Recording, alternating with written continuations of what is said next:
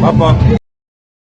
Debout Congolais, unis par le sang, unis dans l'effort pour l'indépendance. Nous devons ensemble avoir conscience que nul autre que nous-mêmes ne viendra sauver notre nation et que cela exige de chacun de nous une mobilisation tous azimuts.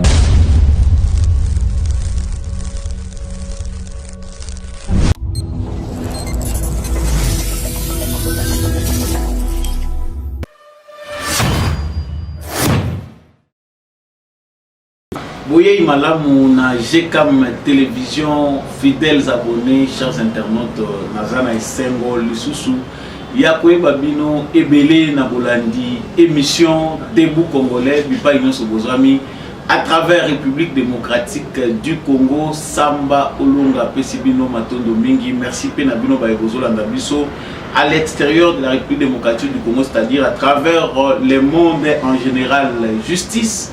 Yanzambe et Ratakate, justice Yanzambe, motomo côté, Aïcha Paka, na contrôle nango, tout sauf wana, ce qui est mission Oyo, et Koko Bossanama, na Mukolomo comme Maloba Oyo, et introduisa la émission na biso, Tokoki Kobossana Yangote, parce que Zali Karma, Mabe, tout ça la ka, Ezali na lifuti na Yango, Nyonso, tout ça la ka, na Yamabe, na Yamalamu, Ezalokola Molona.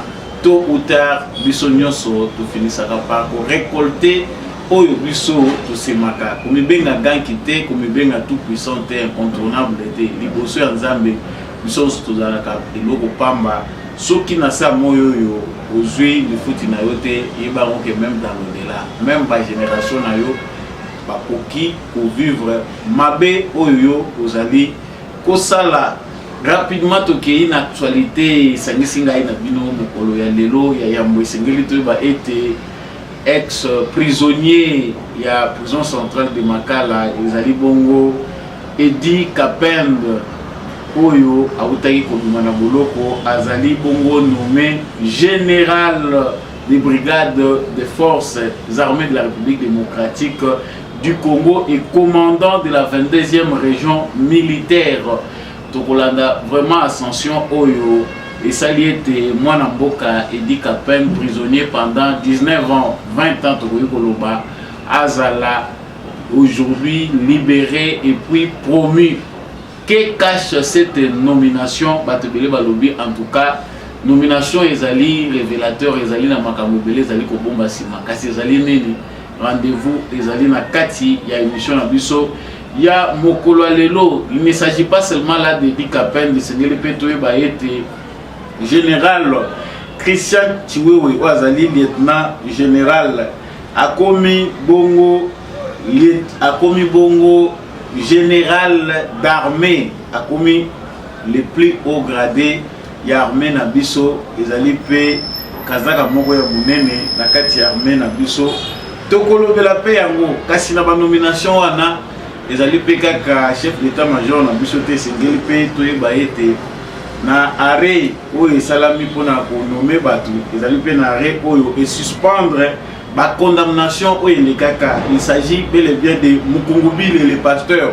Pour ceux qui se rappellent son stratagème en 2013 azalaki condamné yena toi badepte na ye à la mort. Ils étaient condamnés à la mort. Et puis 18 Moussoussou, Bazalaki na prison, Bazali na prison, il y a Ndolo. En tout cas, Arewana, Ezalaki, ko pesa meeting pour la condamnation à Bango, Ezali annulé par le président Félix Tshisekedi. Nous allons revenir vraiment sur cette actualité qui fait parler beaucoup de Congolais. Les Congolais veulent vraiment baza ko mituna ba nomination ezako cacher nini. Est-ce que Ezali ka crainte wana ya John Numbi?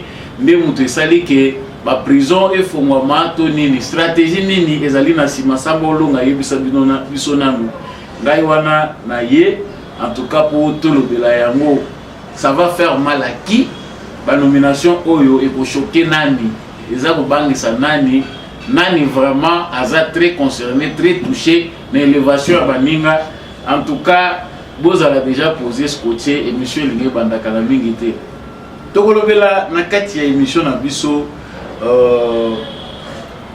veuve ya Floribert Chebeya azali pe kosenga na gouvernement congolais ba intensifier demande d'extradition ya John Numbi afin qu'il soit jugé pour ses crimes.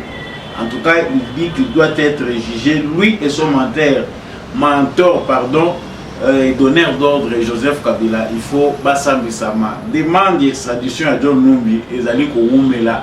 Gouvernement congolais, vous avez la Nini, Maman Aleli, moi si à Floribert Chebeya. Azali Kosenga été processus et que de Noki.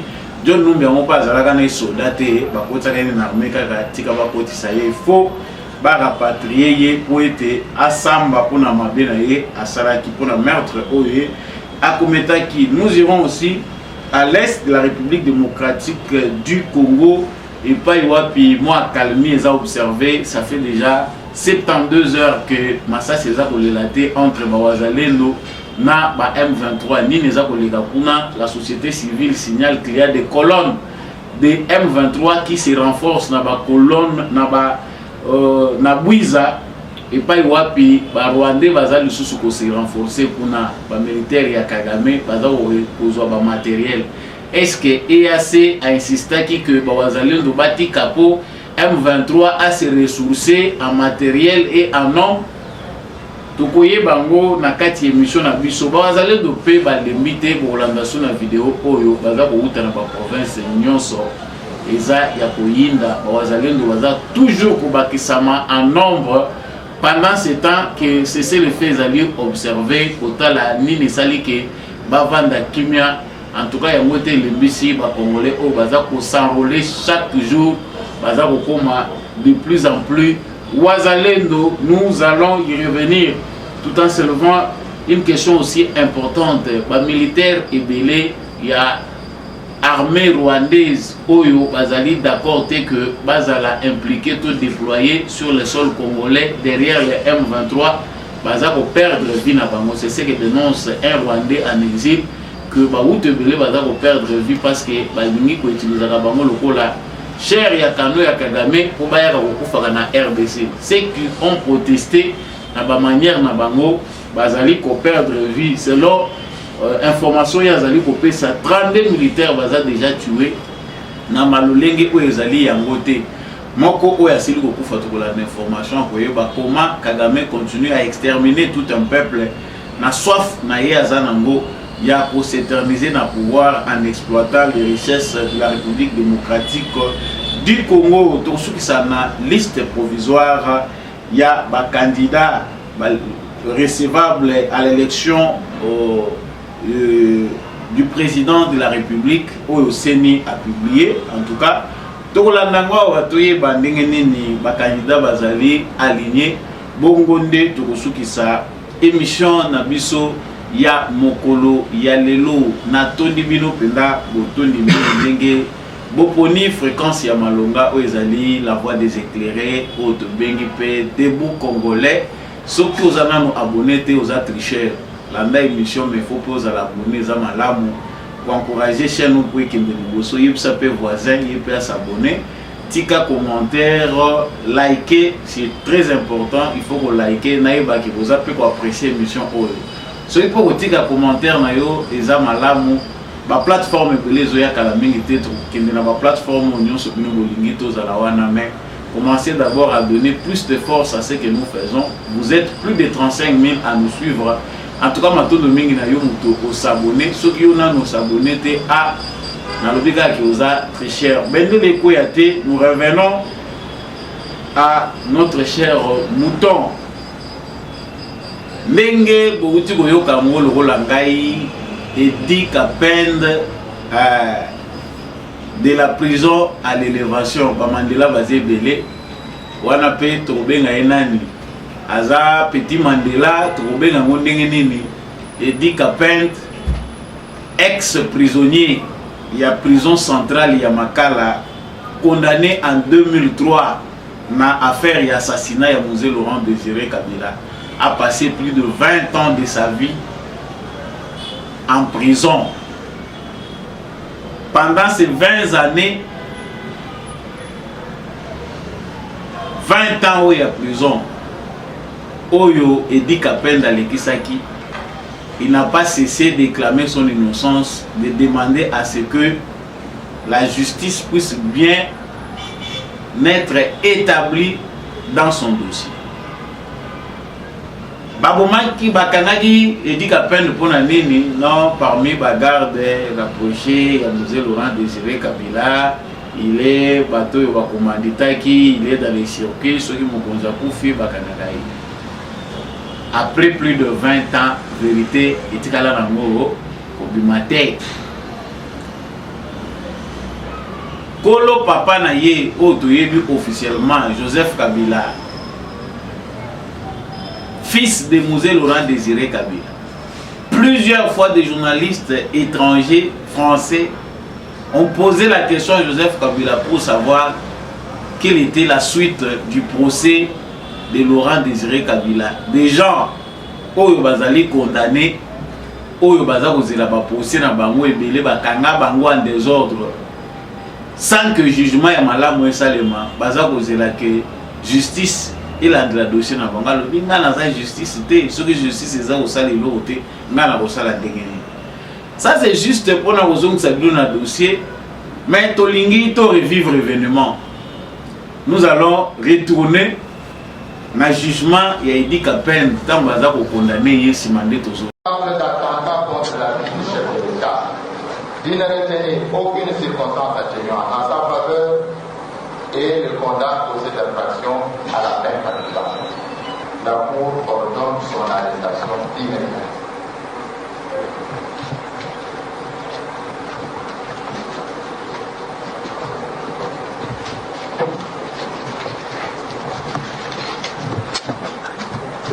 Photographe. Photographe. Caméraman.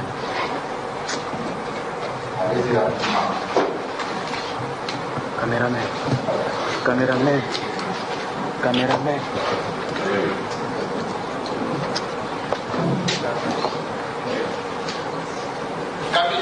Voilà. Wana bouti pour vivre condamnation brutale ya Edi Kapenda. Et de manière rapide, oui, les criminels vont se la ramener à mon guinon. Qui connaît aussi pas mazita, aux autres battus sous pour sacrifier bango et seulement de manière rapide. Bakateli ndeko Edi Kapenda peine capitale pour l'assassinat de Mosé. Normalement, selon Mibeko, tant que moto basambisier na premier degré, azali na droit ya ko contester jugement wane salemaki pour akende de sous na deuxième na second degré.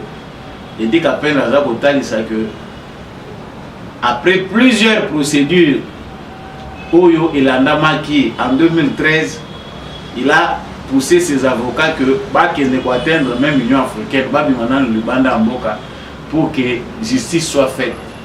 Et en 2013, Edi Kapenda bakataki na niveau ya Union africaine que en tout cas ça innocent, il faut gouvernement congolais à libérer pe ba pesa ye ba dommage et intérêt ndenge et salimaka jusqu'à l'avènement de Félix Tshisekedi et Tikala ko salimate. Je vous laisse d'abord le suivre vous-même yemoka loba ndenge makambo ngo elekelaki na lolenge ya mokuse ntango abimi na boloko nsima tozongi.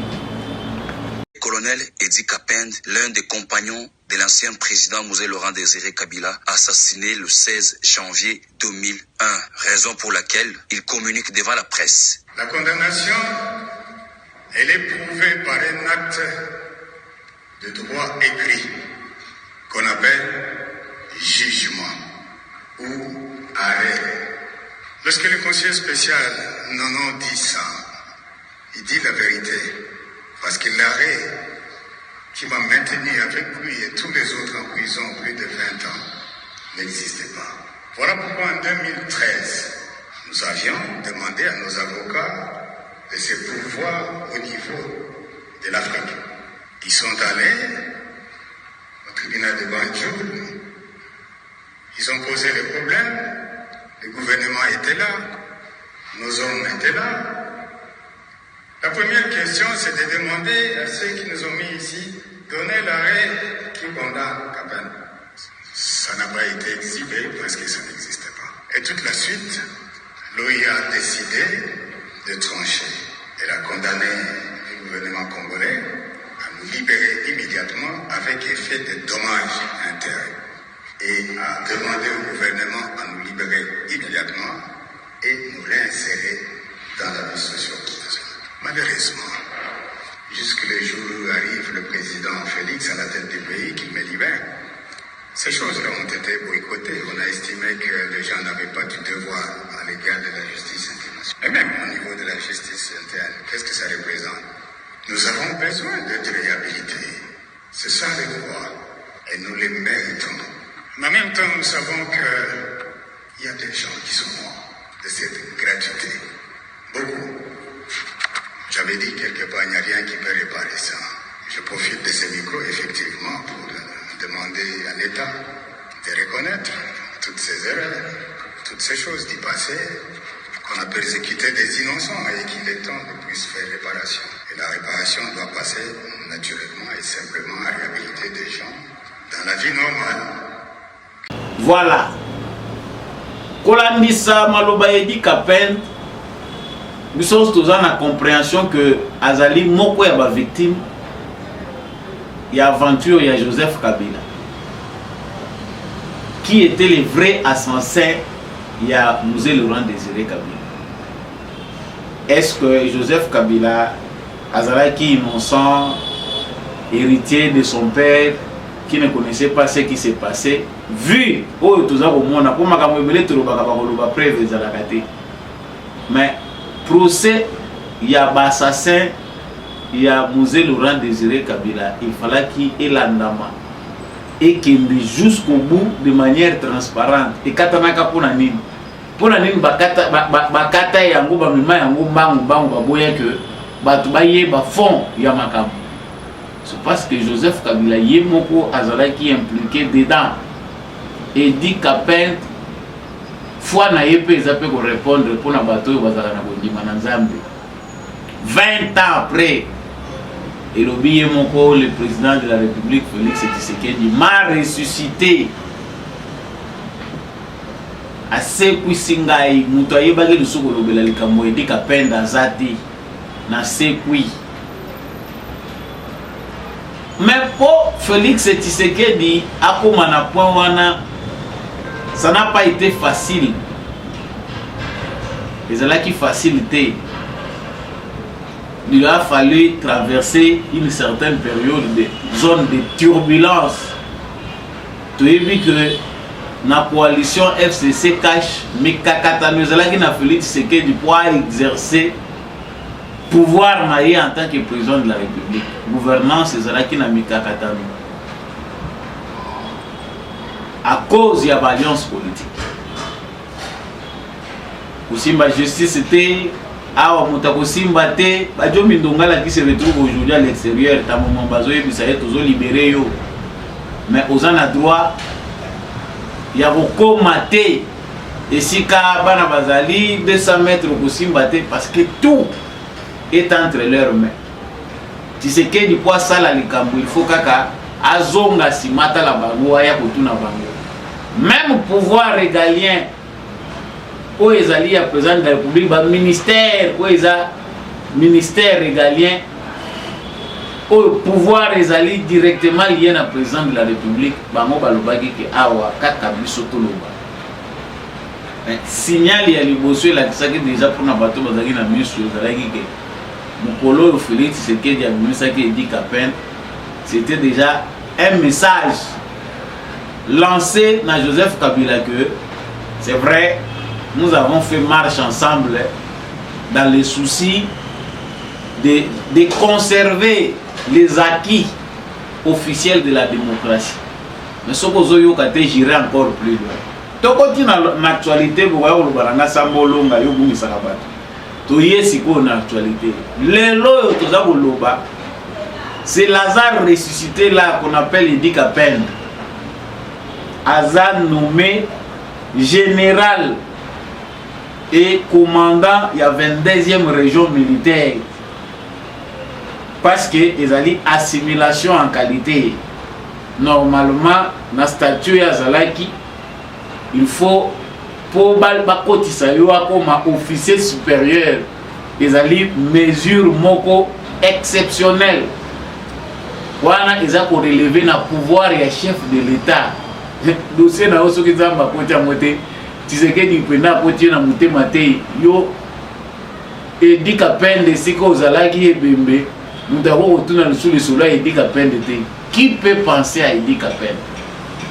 Mais parce que il est du ressort du président de la République et dans sa qualité de juge suprême, il faut azongi sa justice na bateau yo justice ezaki rendite bateau bazaki opprimé bazana soif ya justice ndenge bandeko na biso musu bazako welela mapango na bango oyo babotolaka des années mapango oyo zowe bakomi kobotola ye aza ko se présenter même terrain en jugement.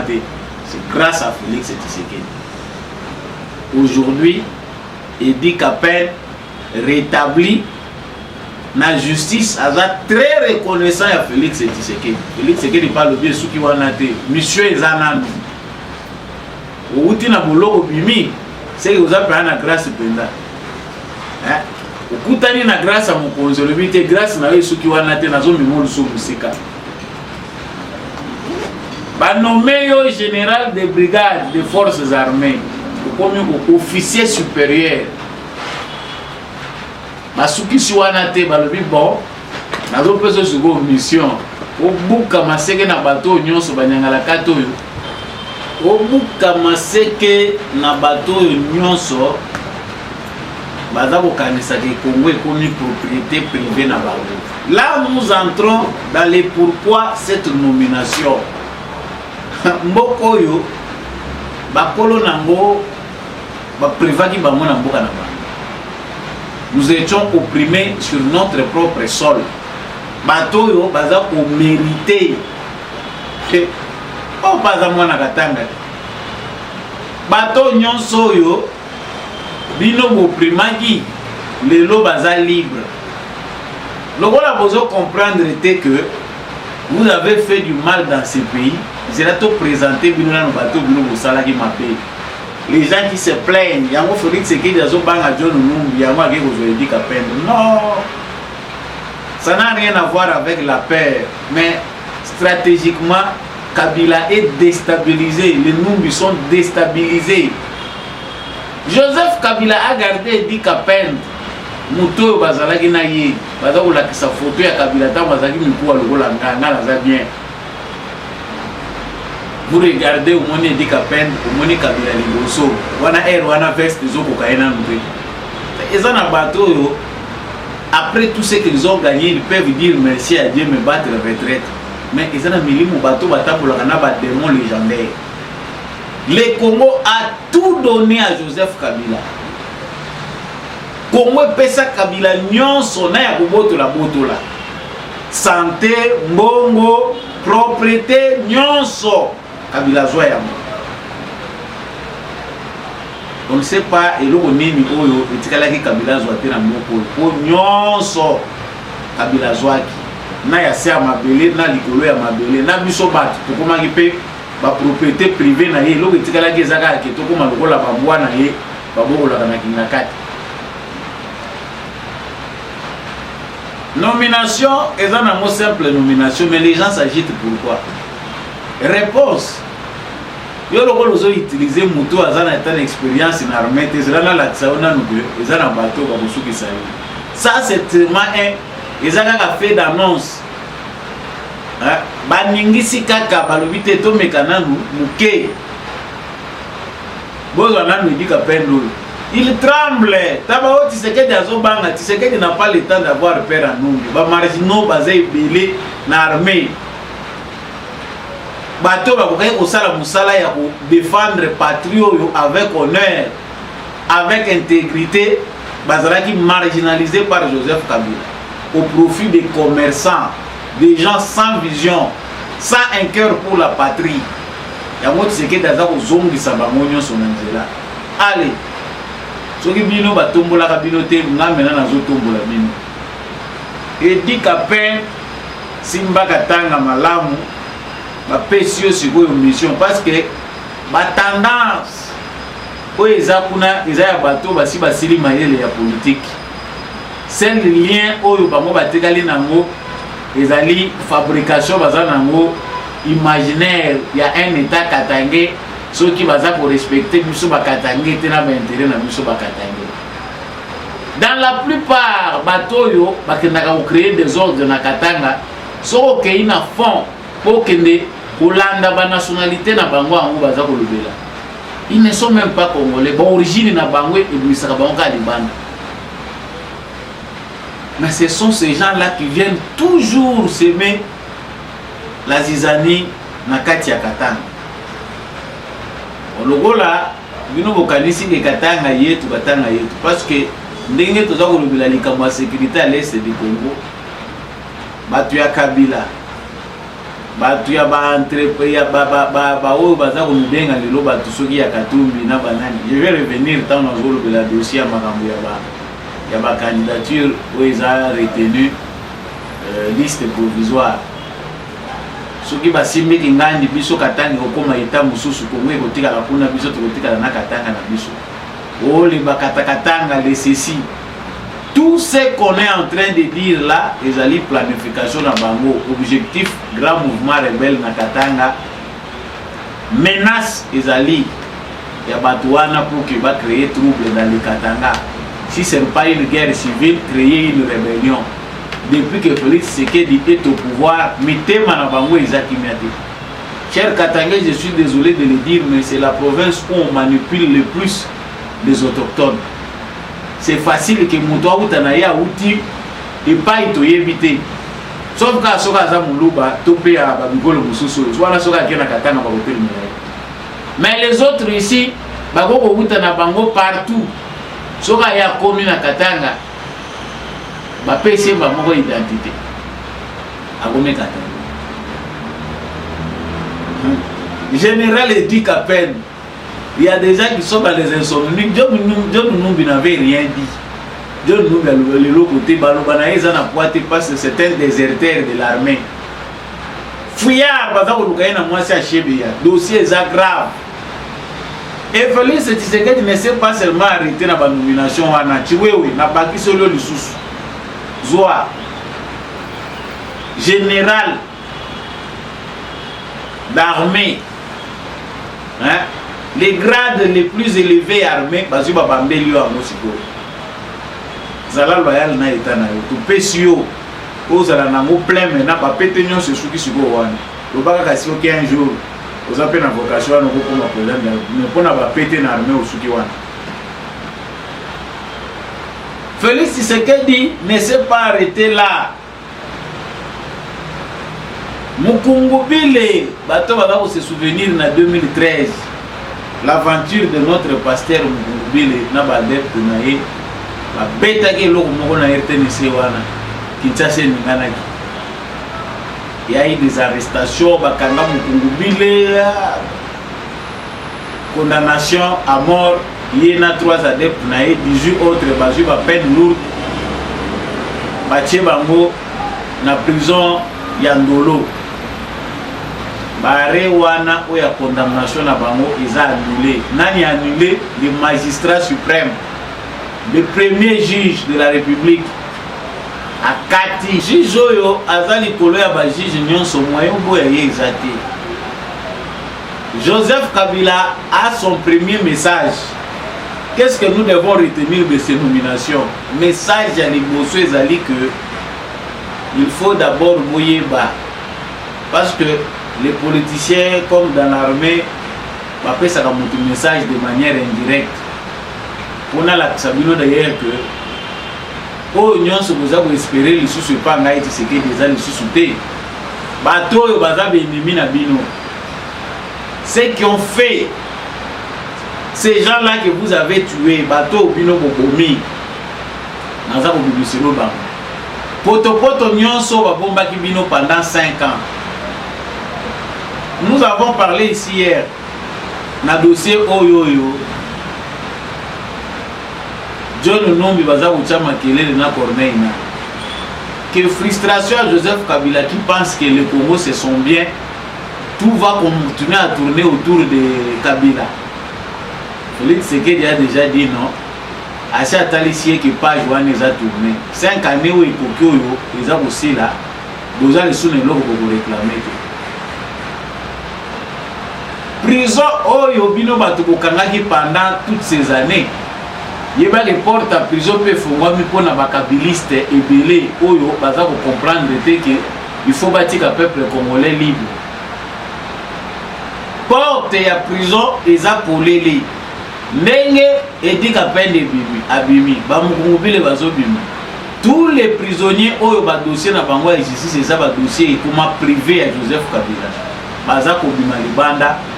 Il faut aussi savoir que dossier ezali sous-souté pour Nabatouana. Mais pour les kabilistes, les gens pendant 18 ans, parce qu'il faut qu'il y ait un audit.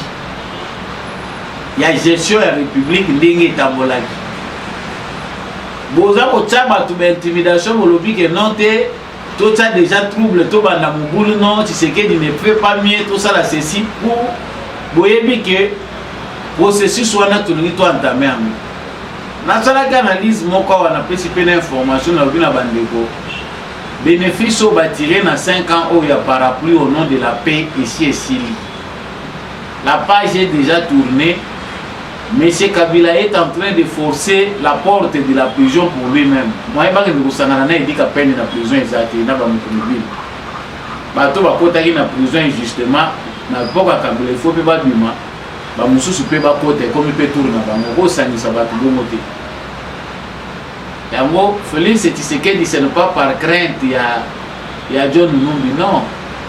Ils allaient une façon aussi stratégique pour déstabiliser Joseph Kabila qui pense qu'il peut encore dire un mot dans ce pays. Comme il se veut un ennemi de la République, c'est la totale parce que prochainement, le dossier Joseph Kabila et dans la rue. Il n'y aura plus un secret. Parce qu'au nom de la paix, de la réconciliation, il y a une passation pacifique du pouvoir. Il y a eu un entretien,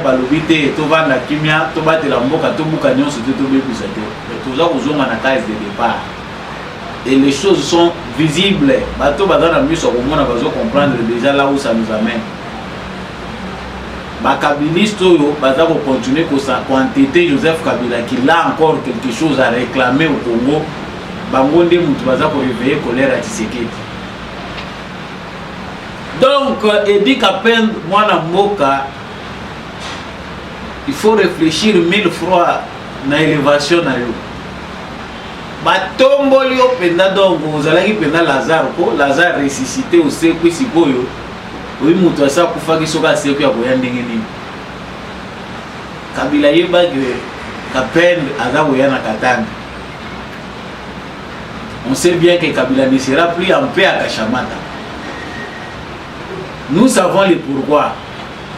Mouto yo Nyokolaki pendant 20 ans abimi sikoyo. Asali Katombo moza na tango sala erreur na kati ya province wana. Bakabiliste baza ko continuer ko lela Tshisekedi a fait ceci, baza ko yebelo baza ko lela. John Numbi a fait vraiment beaucoup de paix. Non, John Numbi n'a pas fait de paix, mais toute menace est prise au sérieux. Même États-Unis d'Amérique, baza hyper puissant, ceux qui ont se présenté comme menace, il faut pas se préparer en conséquence. L'erreur, c'est de faire de John Numbi le porte-parole de Joseph Kabila. La suite de ce mot que tu as déjà un balabino. Côté au peuple aux abosela, ba dossier zabo lamuka. Moi si à Floribert Chebeya, à lobby gouvernement congolais vous avez mis ça pour accélérer le processus, pour intensifier demande l'extradition à John Numbi, c'est un criminel. Mutaboma mobali na ngai na ye na Kinshasa na besoin que mutuana na mona ye asambi et tout ça a besoin qu'il faut y avoir. Et puis il y a un donneur d'ordre, Joseph Kabila. Il faut pas répondre à l'acte. Chebea, Armand Tungulu, Congo Ezebele, moyen tout le Thérèse, Batunion Sotokotangawa. Ce sont les crimes commis à l'époque de Joseph Kabila, dont il a la responsabilité. Ce que les crimes sont touchés dans notre côté. Mais Kabila se permet d'être un obstacle contre l'avancement de la République. Mais à la guerre comme à la guerre, Tshisekedi Azana est très bon. Bachuki a l'ingo beta moté parce que mitemo ya biso ndenge sukaka mboka ngo linge pelaka moto po bakolanda bino tina bandako na bino. Vous n'aurez rien tondimika kanyo se bukana. Mais mutema Tshisekedi ya batu bazana bolingo makasi na mutema na bango. Nous aussi nous avons cet amour là, mais on n'est pas encore atteint. On n'a pas encore atteint cette dimension là. Tshisekedi a un grand cœur qui résout des problèmes avec peu de moyens mais dans la patience. Ils ont peut-être ce qu'il dit trop, mais il est patient, humble pour supporter Bozoba ya bakabiliste na Kabila yemo. Voilà pourquoi tous les gens malembe. Kabila ne sait pas qu'il est coincé, il est contre le mur. Olé a bénéficié de la sécurité au team de la justice congolaise et il veut précipiter lui-même la porte de la prison. Nous avons dit, nous sommes du matin. Mais malembe, tout ça, vous découvrir que ainsi sonne le glas, la fin de Joseph Kabila. Le reste, John Numbi, Corneille Nanga, les gens ont Moutou Bassi Bakati, Mouki les a Ningana. Et ça, là, on a bien Moutou Mogote. Donc, qu'est-ce qu'on a ex-République démocratique du Congo et pas Yoapi, nous avons levé là, du Cambo, il y a M23. Et ça, les micros, c'est en 2 heures, nous avons s'inquiéter, nous avons dit, Wazalendo, Bamelisi Bino Drogue, Bapesi Bino qui s'appongi ou bien des niveaux d'atome, mais ça n'a pas avancé. Donc, inquiétude n'a pas fondée. Tout ça pour réfléchir parce que ma pensée à ma Congolais, c'est comme Wazalendo. Monica, makambo ba Congolais ndenga zelaka mo Congolais soka lali pongi lali na ye pongi mais soki pe Congolais la muki ala mukaka vraiment donc nalinga kata ba Congolais ba la mukaka mais ça fait 72 heures toujours que ndesiko vers 4 jours oyo a calmer koti kimia mutu nyonso alinga mo mais kimia oyo toza ko observer zaki ba territoire na biso nyonso na to reprendre en côté bunagana ezana na maboko ya be ennemi. EAC Nangambunaye a créé temps mort pour cesser les faits au Salamato et Passi. Il a créé temps mort pour s'attaquer, s'interposer pour empêcher que Wazalendo va progresser na routine de M23 na la frontière ya Uganda na Rwanda. Na mission na bango ndenge tolandaki lobby bango ba lobby soki bango te en tout cas Goma elingaki kweya na maboko ya M23 un défi pour l'armée congolaise. Ça veut dire que l'armée congolaise elingaki bundate balina baya bazu na bango tina Goma biso na ngambu na biso toyebi que les Wazalendo ont défié Antonio Guterres qui nous a affirmé à travers de fausses affirmations qui relèvent d'un complot international que le M23 est une armée puissante.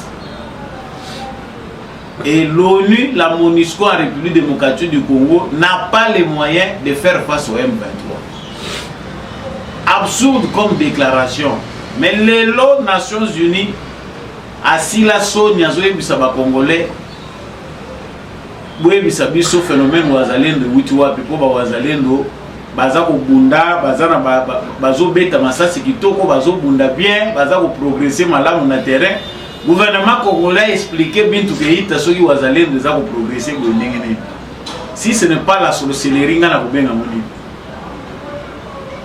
Mais silence oyo toza ko observer pendant tous ces jours to mesana ki na ba avancer en tout cas nga ezo tchanga mal à l'aise. Mais Nangambo, Moussous Balobe est stratégique. stratégique parce que la société civile dénonce.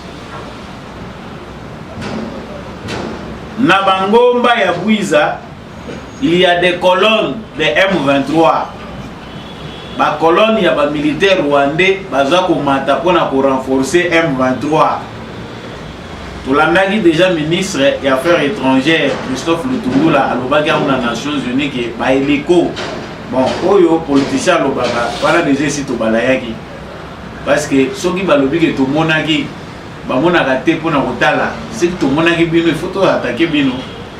On sait le sort de tous ces enfants rwandais qui sont destinés à mourir bêtement dans les forêts de la République démocratique du Congo pour les intérêts de Kagame et ses acolytes. Mais 4e jour, tout ça, aucun des 4 jours, Bitumbeza Bundamate, les Rwandais vont se renforcer. Objectif Awa, il y a EAC, ezalaki kosala ete parce que fait vent wana ba wazalendo babunda lisusu bitumba te basatake na bango te. En tout cas lokwa bamoni que force ekomi makasi puissance de feu OM23 yoki et faire reculer bango makasi. Il faut tolukela bango stratégie nini pour baya kozonga lisusu na force wana ba créer médiation balobi non biso toko kotika bino bobunda te toye pona paix tolingi bango ba observer makambo tolobi bino bosuka kuna bango pe basuka poto yo ignora rien. Mais pendant ce temps-là que l'EAC communique avec les Wazalendo pona koyebisa bango que non, laissez rester calme, la solution n'est pas militaire, nous allons résoudre diplomatiquement. Les M23 se renforcent. Baza ko bakisa milongo ya batoyo bazoya na battoir bazoya komitika bango moko na boucherie. Ba Wazalendo pe balobi te biso pe totekali simate parce que Wazalendo eloko etikali ezanga pe na lancer Wazalendo na Kinshasa. Wazalendo est un phénomène national. Les gens qui Wazalendo comme un mouvement de patriotes au Ezaka Nakiv te Wazalendo est comme état d'esprit national. Surtout que ça veut dire patriote. Moi na mboka regardons wana bientôt Wazalendo na Kinshasa. Tous nous sommes des Wazalendo. La Rwanda a un calcul balobi non makambo ba congolais entre ba congolais biso etali biso te ba vu branche armée na bango batindiki na Congo balobi biso makambo na etali biso te, c'est une affaire congolaise et les M23 ne nous concernent pas, nous ce qui nous concerne c'est les FDLR biso pe. En tout cas makambo ba Wazalendo ba congolais citoyens baza ko défendre la patrie na bango contre menaces moko extérieures etali pe biso te. Ça n'a rien à voir avec le gouvernement. Si les Congolais veulent défendre leur patrie, ils sont capables de le faire. Bande Konangai Wazalendo, il ne faut pas être attentif au discours de l'EAC, sinon pas vous tomber dans l'aventure politicienne. Il ne faut pas que l'EAC abandonne traiter Wazalendo comme traitant avec le gouvernement de Kinshasa ou avec l'armée congolaise qui est dans l'EAC. Non, faux. Aventure où il s'agit que d'observer à calmer Oyo et ça de nature à faire empirer la situation, à faire souffler les M23 pour avoir la possibilité de créer ma stratégie à Sika. Kagame vit déjà dans la peur. Quand quelqu'un quitte déjà, pour toi chef d'État un dictateur, va finir ça na quitter le pouvoir. D'abord, pour moi, ici, la parler na bango est bien construit. Nous avons les exemples de chez nous ici comme Mobutu Sese Seko qui a quitté Awa Kinshasa comme Okindula na bazamba zo kende Guado Kawele azokota Zamba perte déjà pouvoir des gens de société. Kagame n'a plus sommeil parce qu'il a déjà la vérité sur l'avenir de son régime. Agenda na yo ya bungisa ki kalobi ki tia kokoma koko atikeli pouvoir na bana na ye eza page tournée na département d'état américain ba américain batiaki Kagame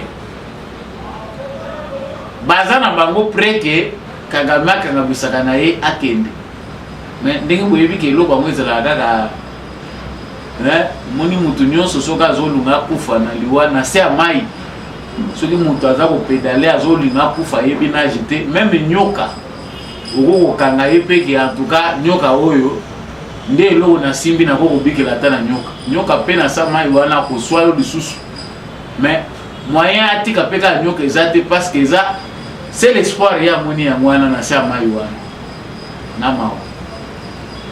Donc l'affaire Wazalendo est un réveil national et ezali réponse moko na mobilisation générale. Tout tika likambo Wazalendo te vraiment biso ba congolais mabe na biso ezaka to bandaka makambo bien omoni na bino bokomika na même na katikati te ya libolali na bino pongi. Notre souhait n'est pas que les Wazalendo deviennent des politiciens qui vont commencer à discuter avec l'EAC qui est censé quitter notre sol parce que les résultats na bango ezali satisfaisant. Ils vont à l'encontre de la démarche attendue par le peuple congolais. Même si le peuple congolais n'était pas concerné na kochama kolo EAC tchaki a na République démocratique du Congo. Donc awa toza kolobawa mobilisation oyo il faut to mettre la moma bo nazotika bino ko palper lisusu ba vidéo oyo bomona ke komima sekete oyo ezosenga pe mobilisation pe ya ba ressources na biso parce que bandeko na biso bazo kote belé na bazambo oyo soki bazangi kwanga bazangi pe lipa ikomaka pe makambo mususu natiki bino na lubolanda ba image oyo simande tozongi.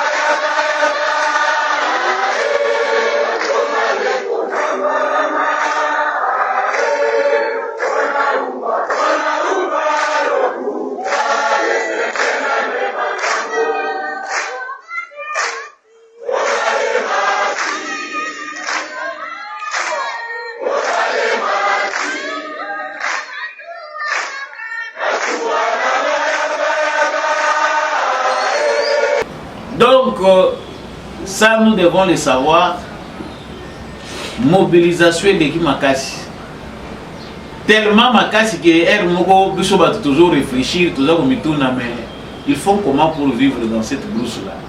Bas citoyens, oyo bandimi sacrifice ya boyo. Basé belé, na bazamba na bakozala na besoin mapa, bakozala na besoin mai, bakozala na besoin biscuit. Non, non, non. Ça fait du bien, ça fait très bien, mais il faut aussi se mobiliser aussi financièrement pour soutenir ceux-là qui font ce qu'ils font là pour délivrer un cannabis. Et là, comme nous devons comprendre, Kagame n'a pas parlé au bazar de la communauté internationale, c'est la mobilisation du peuple congolais. Avion de chasse ce matin à Congo. Bamoni bombe te koi na Rwanda, mais ils ont besoin d'explications parce qu'ils voient que le phénomène Wazalendo est en train de gagner du terrain. Ça va quitter d'est à l'ouest, du nord au sud, parce que tous les Congolais sont mobilisés. Et chaque fois qu'on se mobilise, on nous amène des promesses fallacieuses.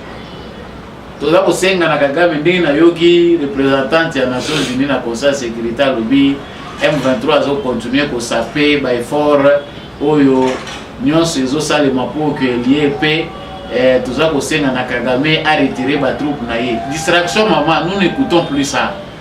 Ça nous engage pas, ça fait depuis longtemps que bino boza kosenga que ba Kagame bozo senga ye, on demande à Kagame les bimisa banana yo, une année, 2 ans, bimisa kate, vous êtes complices. Donc les discours vraiment ne représentent plus rien aux Congolais qui sont déjà fatigués des aventures de la communauté internationale. Non, balobi na ya retiré, siko ba comme non. Chers Congolais, bato yo bayoka kaka langage moko, soki bayoki botombo ki peuple a tomboki.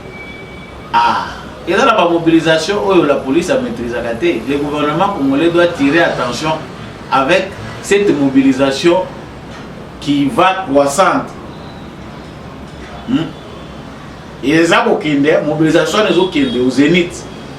Les plus fortes mobilisations, total niveau de la police, au niveau d'encadrement des manifestants, peuvent toujours conduire à des événements à contrôler, ce qui n'est pas aussi bon.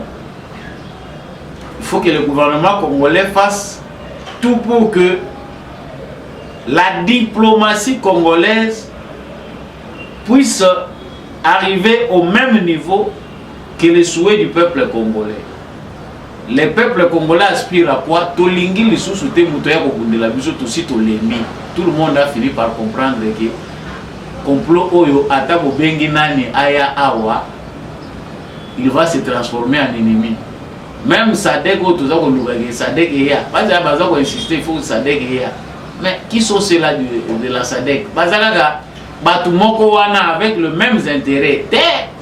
Ce sont d'être naïfs. Les calculs de Félix Tshisekedi est connu aujourd'hui de tous. Les alagi que l'armée n'a pas sauté récit. Aux bateaux, baza patriote, bageno muté kota ba bandité na ba PC. Donc là, batata la biso mususu ba comment na bango ba commerçant en armée. On a besoin d'une armée républicaine, d'une armée de gens déterminés, des gens qui aiment leur patrie. Yango ne muteza plus important.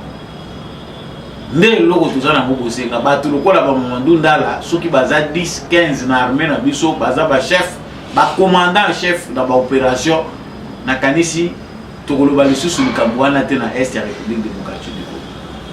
Tout ne se dira pas dans la presse et loko esengeli makasi biso toyeba ezali que gouvernement ya République démocratique du Congo azali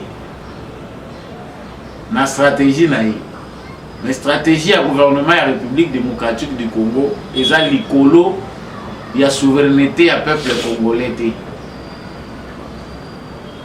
Si on veut, on peut. Ceux qui disent que monde est tous capable de faire le logo, que tous là qui va sauver Baouta, que le Dieu d'Israël descende de lui-même en personne pour résoudre les problèmes na biso wana tous comme cause. Le Dieu d'Israël est aussi avec Israël, où il y a État. Mais baza obligé, bango moko ba sala ba stratégie na bango ba utiliser mayele na bango pour dompter la puissance ya mokili. Ils combattent.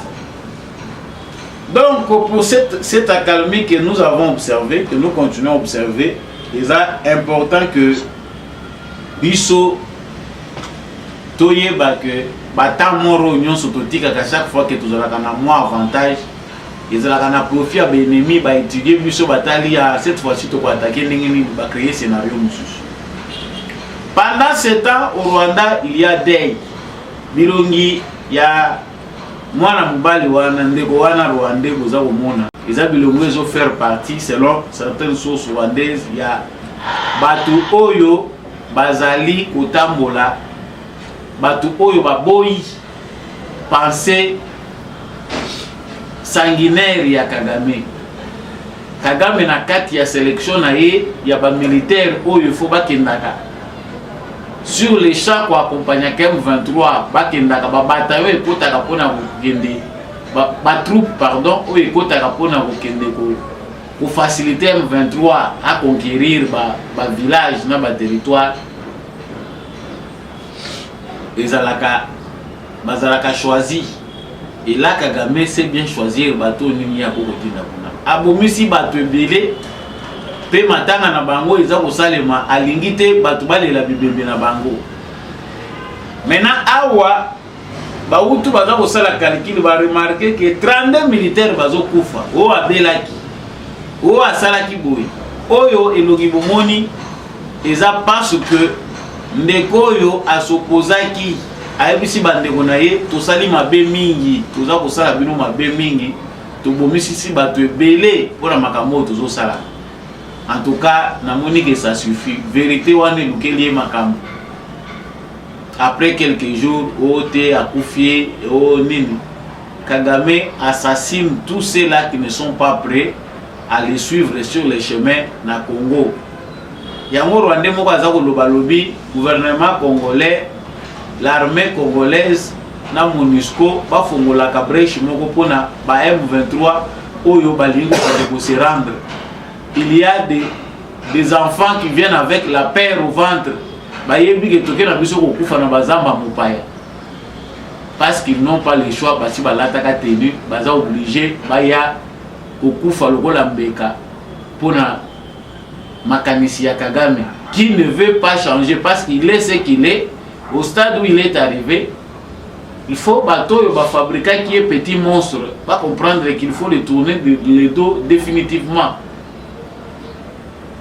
Donc, activité Zamingi, à chaque fois que lorsque le gouvernement congolais parle, Nalikambo Itali, tout le monde qui a avion, tout le monde qui a troupe, qui a 200, 300. Batubamitu na kaka mais parce que na déclaration tout le monde qui a 300. Ba ba mona ba ba ba ba mote. Oso ba bumi ba ba ko yebisa yo. Ba ya ganda batwa. Guerre ya ba moyen sophistiqué. Ezali na taille ya Rwanda te lui-même Kagame sait que guerre et ses dimensions mususu. Nous avons un pays extrêmement riche qui répond à toutes les éventualités des progrès technologiques. Mais tout ça qu'on s'est retrouvé que na bateau bakambaki biso bateau bazaki na stratégie ya komema mboka oyo na vocation na ya puissance bazalaki te. C'est que tu comprends que sur la scène internationale les rapports de force existent. Comment un petit pays peut nous vaincre diplomatiquement dans la scène internationale? C'est absurde.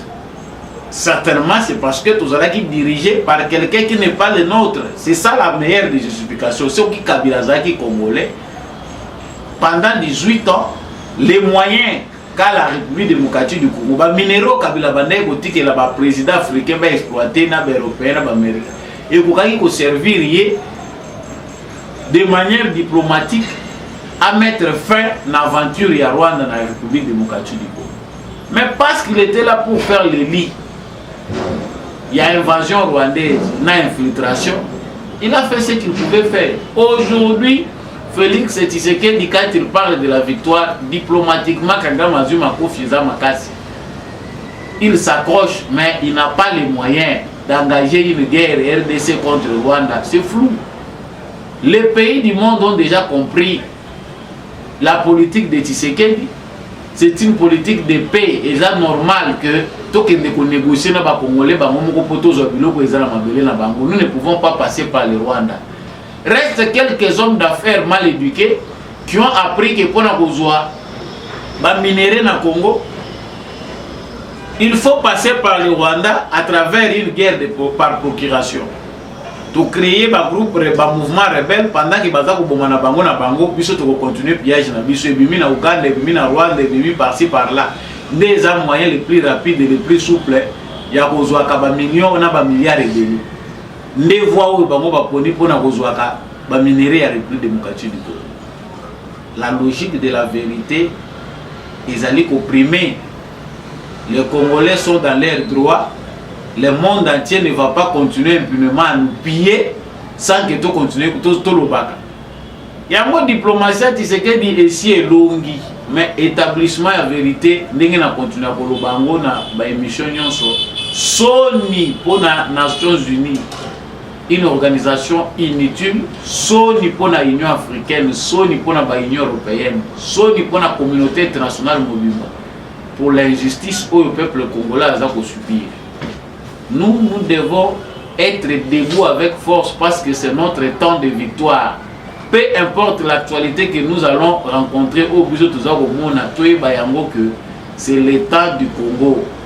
Félix Tshisekedi fait un sérieux travail au niveau international pour délivrer le Congo. Et il a déjà si bien fait que mutu mokote akoki koya na plan pour na Congo, asali amupe na cachette a pu imposer na Congo et réussir. L'avantage que nous avons avec Félix Tshisekedi, c'est que le Congo retourne entre les mains des Congolais et nous devons être conscients pour savoir ce que nous devons faire de notre pays. Ce qui te gérera qui m'a belobi, ce qui sont traître la nation, nous devons changer pour que ça marche. Donc, ce qui c'est awa, ils allaient dans la liste provisoire Oyo et Seni a publié un candidat président de la République Oyo Bazali retenu. En tout cas, ils allaient dans mon côté Oyo Seni Aboyi Koyamba. Bango nyonso Oyo baza ba candidat Seni à retenir bango baza au total 24 ndenge bomoni bango. On retient que awa numéro 3 toza kotanga ka bato bayebani akotanga bato yo baza kosala théâtre te. Bato yo bayebani, que ce soit dans le bon ou dans le mal. On voit là Moïse Katumbi en 3e position. Ensemble, c'est Sanga en 4e position à remplacer Fayulu Moutachaka par 4 naïe. Et puis on passe toujours au Kende Malembe, Félix Tshisekedi qui vient à la 20e position, candidat numéro 20, comme d'habitude. Donc, Noël Tchani Mouadi invite l'homme de père et de mère, candidat numéro 19. Fayulu, c'est le numéro 21 cette fois-ci. Matata Pogno numéro 22. Franck Diongo 23. Mouzito 24. Tala 24 candidats autres dans la Bango. Si les Congolais réfléchissaient par rapport à la misère à Baninga, Congolais, on a voté à Kolobaga. Dès que vous avez 24, 100 000 balles, 100 000 balles, il y a jouer dans un jeu politique. 100 000 balles, ils ont créé une entreprise. Ils ont économisé dans le pot, ils ont créé un emploi. Les politiciens ont dépensé 100 000 pour 24 personnes, tout ça, 2 400 000. C'est des emplois, beaucoup d'argent. Parce qu'en termes d'État, si on dit 10 millions, 1 million, tout le monde a un bon bouquet. Mais, quitte là, parce que les Congolais, pratiquement, en dehors, il y a des bistrots, tout ça, créé des terrasses, des bars, des bureaux, des Congolais. Ils ont assez à étrangers parce que nous voulons investir à court terme. Congolais, il y a un gain facile. Lelo, papa, vous savez, cop a joué intérêt par la mort. Oui, ils ont études, 2 ans, vous avez progressivement pour avoir des gros intérêts après 5 ans, 10 ans. Les Congolais vont préparer la montée. Et dans l'ensemble, vous trouvez que l'investissement est mené, ils ont expatriés. Toujours, il y a un ça, c'est pas pour décourager. Merci aux millionnaires congolais qui comprennent qu'il y a le Congo, ils ont marché monnaie. Le Congo, ils ont une potentialité, les Congolais sont entrepreneurs. Et il suffit seulement, au PESA, moment valeur ajoutée à travers une bonne formation, pour comprendre l'entrepreneuriat aujourd'hui, dans le 21e siècle. Dans le siècle numérique, ils ont pour booster bango et tout va aller. Donc, candidat ndenge bomoni bango baza au total 24, ba mususu batiena numbongo, ba kabina numbongo na seni pour baya koyoka na près. Bizarre. Bizarre comme stratégie. Au municipal na 100 000 pour baya bayoka. Pour na continuer kozala na notoriété na scène politique. On comprend parce que le business qui paye c'est celui de la politique. Donc, ils n'ont pas encore compris. On a toujours fait un fati. Pesa biso ba tracteur, biso ba oyo. Pesa biso ba tracteur. Botana la pe mikanda na biso bo ka ba besoin na biso. Biso tout qui attend l'entrepreneuriat. Comme ça, on laisse d'abord la politique à ce qui se précipite et puis on reviendra. Après, émission à l'élo et Sili, n'enge bino moko bo remarquer parce que j'ai nyonso oyo. Ils ont qui choisi et Sili. Ngai mo na bino samba olonga na zaki na Congo. Yaboye Babino Ebele na bolandi émission de vous Congolais. Vous continuez toujours bolanda émission na bino bendele koyate FARDC na motema wazalendo pe na motema toujours wazalendo bosunga pe bandeko wana na ba plateforme nyonso eza lancé pour les appuyer. On reste tous congolais. Merci mingi na ndekombi ya Chako asimbaki caméra na réalisation pour que émission oyo ekomela bino na tondi botondi na apôtre Gérard Kabeya candidat député na Tchangu. Vous continuez vraiment à soutenir Yeba na Tchangu. Merci Mingina.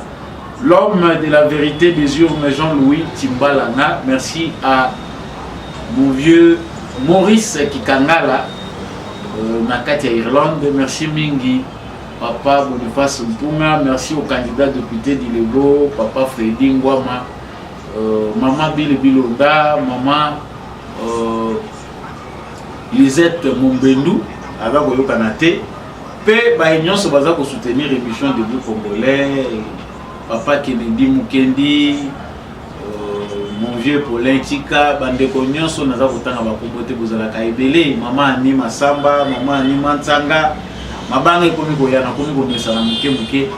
Vraiment on est ensemble. Yo pe soki natanga ka hote lobite ke na yebiote to na bosani ba héros dans l'ombre basé belé, balingi émission oyeko ba ko éclairer ba Congolais en tout patriotisme, en tout cas il faut patriotisme et les kamakambo nyonso ngai na bino to kabwani awa bomoko bolingo ya monde mutoko sala ete mboka na biso komoyeba kokende liboso to kabwani to monani na émission prochaine.